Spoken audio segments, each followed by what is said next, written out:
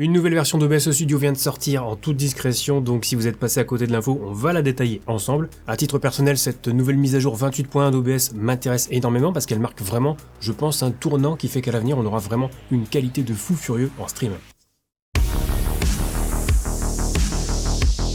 Alors contrairement aux vidéos habituelles sur les mises à jour d'OBS, notez que cette fois-ci la version 28.1 n'est pas en bêta, c'est bel et bien une version finale, donc parfaitement stable et fonctionnelle. D'ailleurs, on en est même à la version 28.1.2 à l'heure où est publiée cette vidéo. Il y a un petit hotfix qui est sorti il y a quelques heures seulement, donc on va procéder comme d'habitude en regardant un petit peu les correctifs et surtout la grosse nouveauté en deuxième partie de vidéo, juste après avoir remercié le sponsor de cette vidéo et sans surprise, c'est Owned comme d'habitude. Owned qui a développé un plugin pour OBS que vous pouvez télécharger et installer en quelques clics seulement. Il vous donne accès à plein de fonctionnalités que j'ai détaillées dans une vidéo précédente. Vous pouvez essayer la version gratuite pour avoir accès à quelques overlays et alertes gratuits, mais avec un abonnement vous avez accès à plus de 500 overlays et plus de 500 alertes et vous pouvez absolument tout tester et changer le style de votre live quand vous le voulez, quand vous changez de jeu par exemple. Donc ça démarre à partir de 15 € par mois avec mon code promo, c'est dégressif si vous vous abonnez sur une période plus longue et maintenant il y a même des abonnements incluant un pass Epidemic Sound pour avoir de la musique libre de droit et des effets sonores utilisables à volonté. Donc si ça vous intéresse, je vous laisserai mon lien affilié dans la description juste en dessous,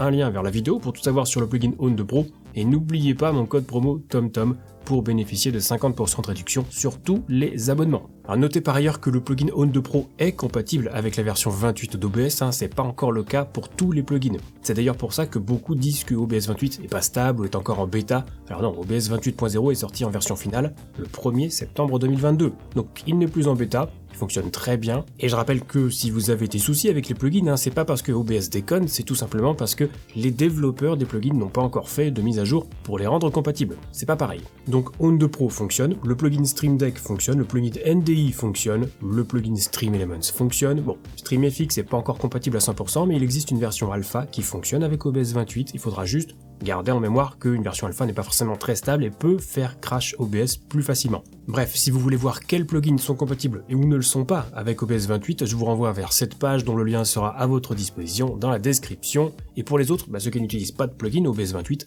ça marche. Voilà pour ce point qui méritait une petite clarification. Alors concernant les correctifs et améliorations, en réalité, même en cumulant les versions 28.1, 28.1.1, 28.1.2, il y en a beaucoup moins que pour le passage de la version 27 à la version 28 d'OBS. Mais je rappelle que cette dernière était juste la plus grosse mise à jour depuis des années, et si vous voulez savoir ce qu'elle apporte, je vous remettrai un lien vers la vidéo traitant de cette mise à jour 28.0 d'OBS dans la description. On notera tout de même des correctifs ici concernant le mode studio d'OBS, l'apparence du dock de statistiques, un crash avec les sources navigateurs dans certaines conditions qui a été corrigé, l'option toujours au premier plan qui revient dans le menu affiché et qui est correctement sauvegardée quand on quitte puis redémarre OBS. On a également un crash sur macOS avec la caméra virtuelle qui a été fixée, un crash qui pouvait aussi survenir en utilisant la caméra virtuelle avec Discord, et 2-3 autres correctifs que je vous laisse le soin de regarder dans le changelog. Alors une nouveauté concernant la caméra virtuelle, justement, c'est la possibilité d'utiliser n'importe quelle source pour cette caméra virtuelle,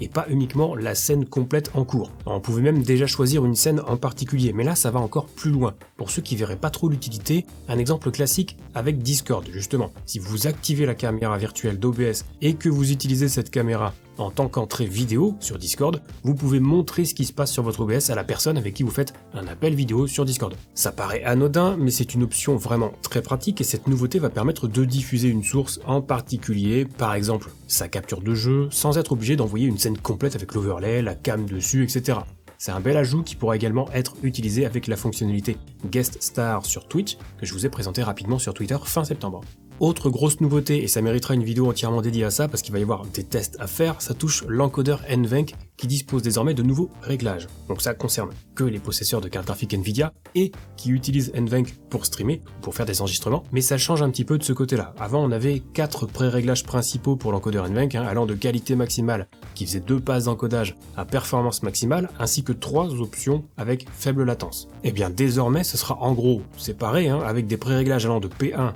à P7, sachant que plus on monte dans les pré-réglages, meilleure sera la qualité, mais aussi une option de réglage pour insister soit sur la qualité, soit sur une faible latence ou une très faible latence, et un mode multipass qui permet de déterminer si l'encodeur doit faire une ou plusieurs passes d'encodage, ce qui était par exemple le cas auparavant avec le pré-réglage qualité maximale qui effectuait une deuxième passe d'encodage. Bon, c'est un petit peu technique, mais en gros ça veut dire meilleure qualité mais plus grosse utilisation de la carte graphique. D'ailleurs, avec ce fameux pré-réglage, non seulement l'encodeur NVENC était sollicité, mais également les cœurs CUDA, donc qui sont, pour faire simple, la partie qui sert aux jeux vidéo, ce qui pouvait donc entraîner des baisses de performance dans les jeux, et raison pour laquelle je déconseillais depuis des années de choisir ce pré-réglage qualité maximale en utilisant NVENC pour le stream. Bref, il y a du neuf, des réglages plus fins, c'est bien. Alors pas d'inquiétude, si vous installez cette nouvelle version d'OBS, le paramétrage sera fait de telle sorte que ça corresponde à vos anciens réglages. Il n'y aura pas à se prendre la tête, il y aura peut-être juste à enlever le multipass pour du streaming ou des besoins de performance, c'est pas forcément une bonne idée. Mais tout ça, vous vous en doutez, et je le rappelle, ça fera l'objet d'une vidéo à part entière parce qu'il va y avoir des tests à faire avec tous ces nouveaux paramètres, l'idée étant de trouver le meilleur compromis entre qualité, évidemment,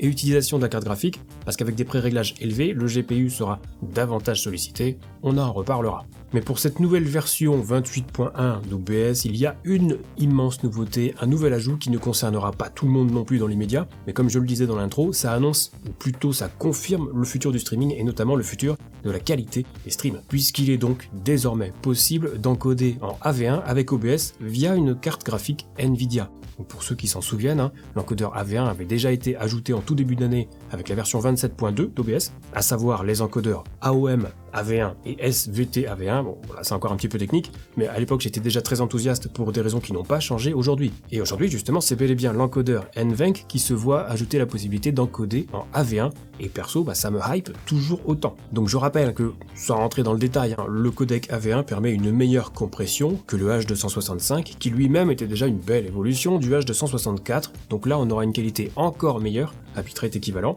donc ce sera parfait tout en restant dans les limites autorisées par Twitch. Alors je confirme que ça concerne un peu de monde parce que l'implémentation de ce nouvel encodeur est directement liée aux nouvelles cartes graphiques de chez Nvidia dans la série 40, avec pour l'instant même seule la 4090 qui est disponible dans le commerce, donc ça touche vraiment une toute petite partie des utilisateurs pour l'instant. Mais cette série 40 va évidemment s'élargir et d'ici quelques temps, qui sait, on pourra peut-être, sans doute, encoder en AV1 avec une RTX 4060 ou une 4050, pourquoi pas. Donc ça sera utile pour faire des enregistrements de qualité, ça va de soi, mais aussi à l'avenir pour le streaming. Pour mémoire, en septembre 2020, on a vu passer des tests de stream en 1440p, 120 fps effectués sur Twitch. Je vous rappelle qu'en avril 2019, on parlait déjà d'un déploiement pour 2022-2023, ce qui concerne le contenu principal, et plutôt 2024 voire 2025 pour une généralisation du codec. Alors c'est pas encore fait, mais l'ajout d'un encodeur AV1 en janvier de cette année,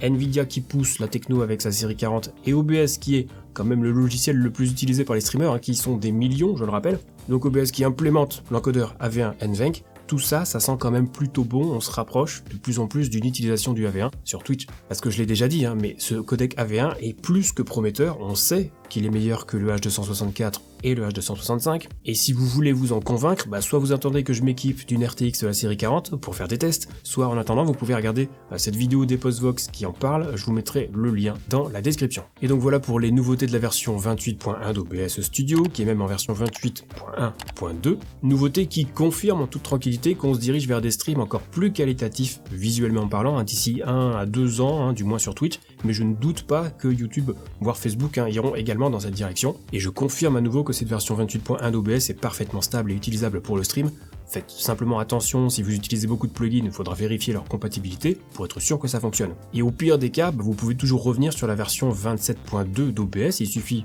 de la télécharger et de la réinstaller par-dessus, vous ne perdrez rien, ni de vos réglages, ni de vos scènes. J'en profite aussi pour vous rappeler que si vous avez des questions concernant le streaming, vous pouvez venir me les poser dès que je suis en live sur Twitch, la porte est toujours ouverte. Désormais, vous avez même droit à un stream mensuel chaque premier mercredi du mois sur cette chaîne YouTube, pour ceux que ça intéresse. Et pour les questions plus techniques, je vous invite à rejoindre le Discord communautaire Zero Upside Gaming, lisez bien les règles pour débloquer les salons de discussion, et on vous répondra au plus vite. Tous les liens dont vous avez besoin sont dans la description juste en dessous, et sur ce, c'est la fin de cette vidéo, on se retrouve très vite pour la prochaine, et d'ici là,